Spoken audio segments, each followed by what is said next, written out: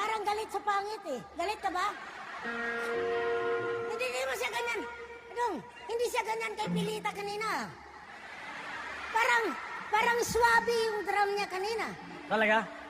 Ngayon na akong lumabas, para bang gusto niyang patayin ako. Be careful, be careful. Sir, sabi ko sa'yo, English ko, be careful, be careful. Hey!